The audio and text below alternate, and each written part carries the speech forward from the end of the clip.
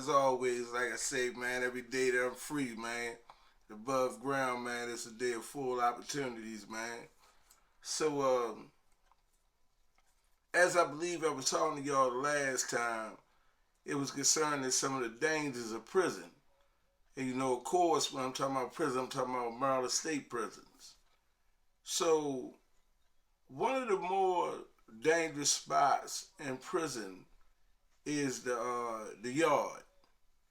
In Jessup they got every yard has every building has a yard, but they also have a big yard where all the buildings go in at once. I never forget it when I was down there because the warden actually sent out a memo. The warden at the time was named, I believe, was James Pegues, and he put out a memo. He said, "Look, I'm getting ready to open up the yard." He said, "If you know you owe somebody, you done did something to somebody." He said, "I suggest you don't go in the yard because at the time, I believe PC was completely filled, right? Because they had double cells in every cell on PC." He said, "But I'm opening up the yard." And at first, that first week, I remember it had the police in there, and they had probably about six police in the yard, and they gave them these orange and yellow vests, I guess so they could be seen.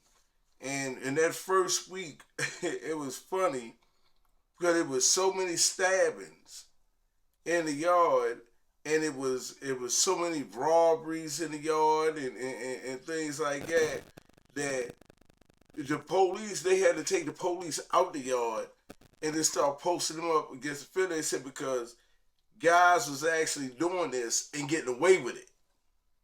Because unless the guy told on the guy, which made his situation even worse, unless he told on him, the guy was going to get away with it. So the administration knew that they can actually stab one of the guards like that or kill one of the guards and get away with it because if nobody tells, who's to say who did what. So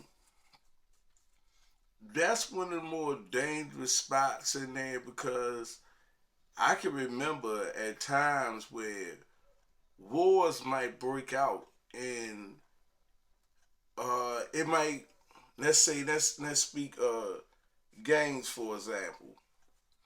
uh Word might not have got to the other side quick enough, but one side their communication is great.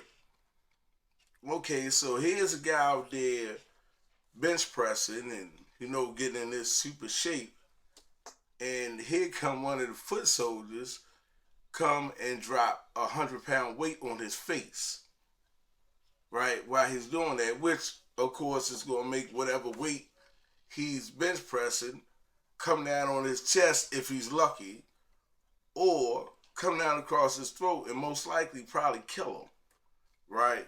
So that's one of the reasons why the yards are so dangerous because it's too hard, even with the police having the tower and everything.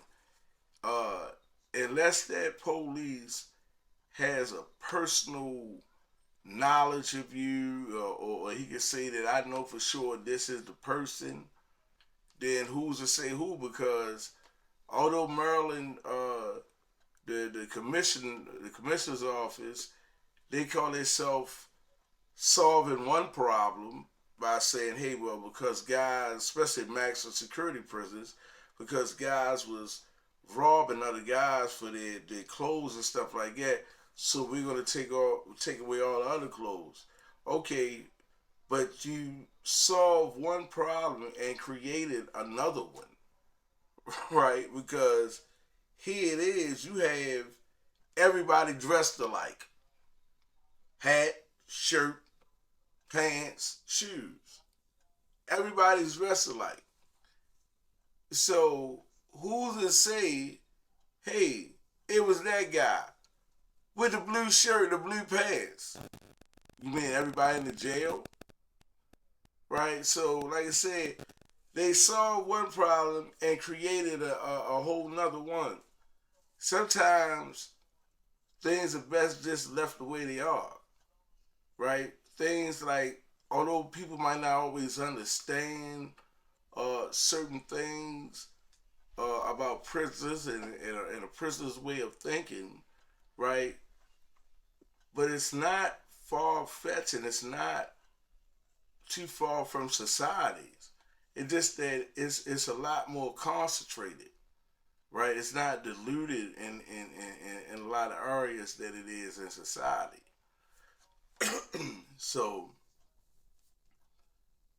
like in society, say for example, you can be a drug dealer and be a bitch. Just that simple. You be a drug dealer and be a known snitch in society. You can't do that in prison, right? You can't sit down there and be this drug dealer and be a bitch and a known snitch in prison because that's why I say it's more concentrated in there because somebody said, "Oh, why should I buy drugs from you knowing this when I could just take them?" And that's how I go in there. That's why I say things like the yard. You know, you got a guy that come in the yard. He know he a bitch, and word might have got out now that he even a snitch. If he goes out there in that yard, it's like the signs I used to remember as a kid being on the arcade games, right? And they say play at your own risk, right? Because sometimes the machine will take your money. It's the same way in prison. Go out there at your own risk if you know these sort of things is hanging over your head, right?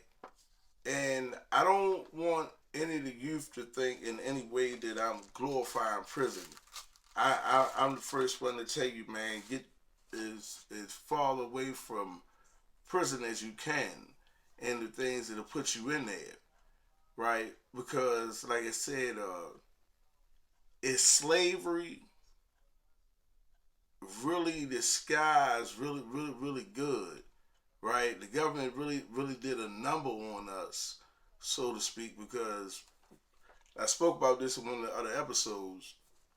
You have these big companies who have these contracts with these prisons, and guy might be getting dollar 50 cent a day manufacturing these products, right? Building these products for these big, gigantic corporate 500 companies, and he's getting that, and it's the same thing as slavery in the in the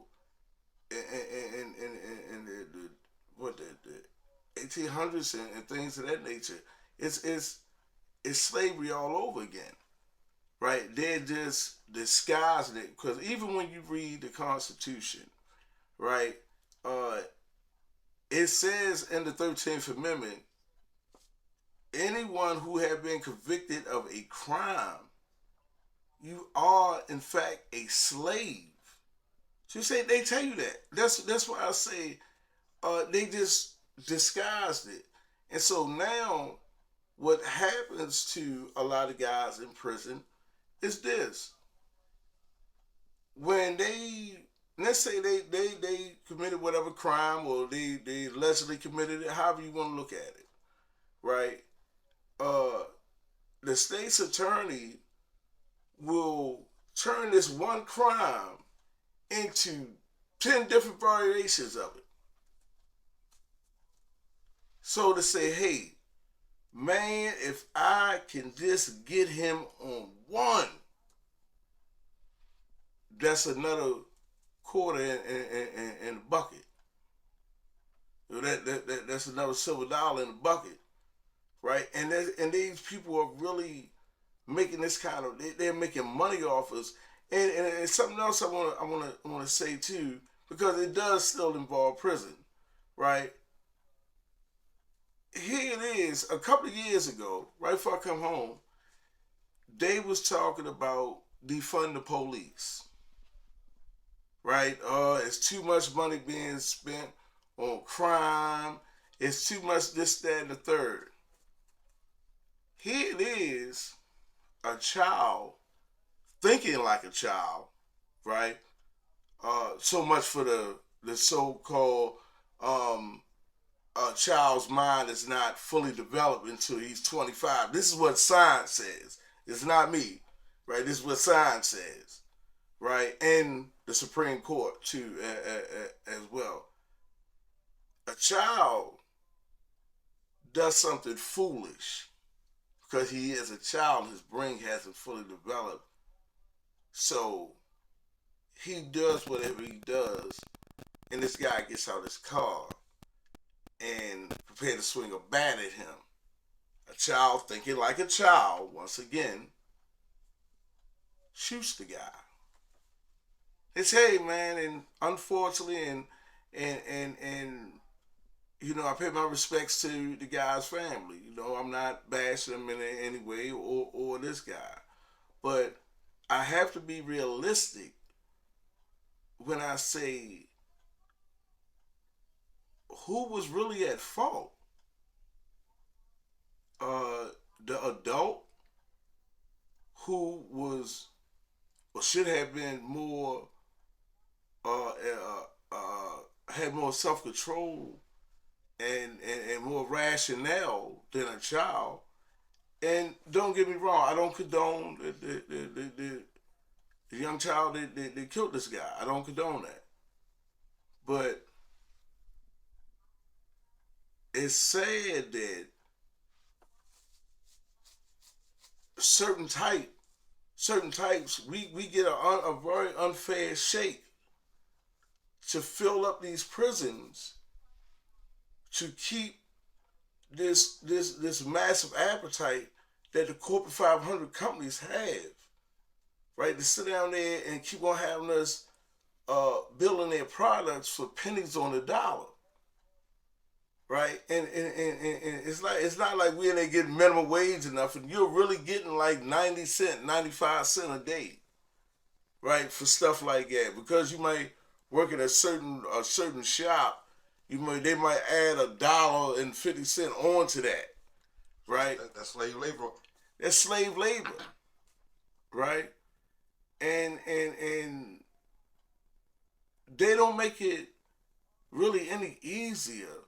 Like, I believe I spoke to y'all on one of the episodes. I was recently fired, not because I did anything at my job or I stole anything of that nature. Anything that could get you fired, I didn't do any of that.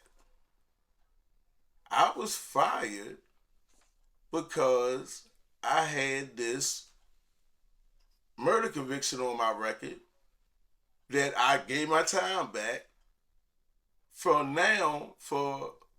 32 years ago. They make it so hard. That's why I say, guys like myself, although I do respect the law, it leaves a bad taste in your mouth at the same time. For the simple fact that our legislators and our politicians and stuff like that, they would say, hey, once you pay your debts to society, you have a clean slate and things of that nature. Okay, if any of this was to be true, then why do they still have on their applications? Have you ever been convicted of a crime? Have you ever been arrested? If you have paid your debt to society, these kind of questions shouldn't even be on the application, because they don't ask people, hey, are you a racist? Hey, do you have an alternative lifestyle? They don't ask you these questions. And because they don't ask you these questions, and because they say once you have paid your debt to society, you are a free man, you are a citizen again, then these questions as well should not be on any application for people who have been convicted of a crime or served time. It just should not be, because anything less is a outright and blatant lie by our politicians and legislators. That's why it's important to vote local, OJ. Yes. Some of the laws need to be adjusted or changed. Right. We need to stop voting for people who don't understand what we're going through. And don't get me wrong, I'm not talking about anything concerning race, anything. Farthest thing from my mind. But we have to vote for people who have walked a mile in our shoes, who understands what we're going through, who understands when a man or woman in these cases now is pulled out of a household, what it does not only to that household, but the generations to follow. What it does. So it's something, like I said, just like when you in the yard in prison, you have to be on guard out here. I now learn, right? Because people nowadays, they seem like they might just hate just for no reason. Now, you have that in prison, and I've experienced it, but at least in prison, we used to call them zap outs, right? Because this is the guy that's clearly losing his mind, right? So you really couldn't take him serious, right, and what he said. So, and by the time he normally would have gotten to you, he'd have been slapped about 10 times, and so he's not somebody that you can take serious. So you kind of brush it off. But really, in the yards in prison, man, it really gives guys time to build and really get their head on straight in a lot of different areas, right? Because I done seen like guys really be sitting in the yard and just learning about history. It could be the history of black people. I done seen the Iron Brotherhood do the same thing, right? The Bloods, we go back and learn all this history. You know, Cambone, I done seen them do the same thing. So the yard is many different things, but it's just as dangerous, right? You can have guys who they studying on their case together, right?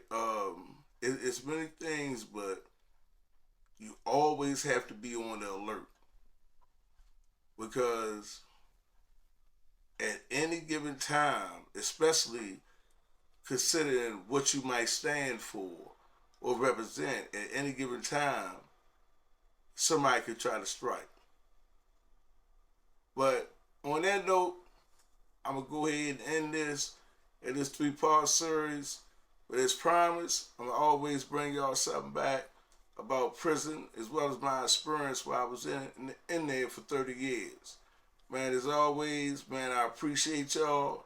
Man, hit that subscribe button, man, for Silver Wolf TV. You know, and I'm going to keep these things, keep these episodes, man, coming. And, you know, and hopefully, man, I can keep y'all interested. Till next time, peace. Silver Wolf TV, God bless.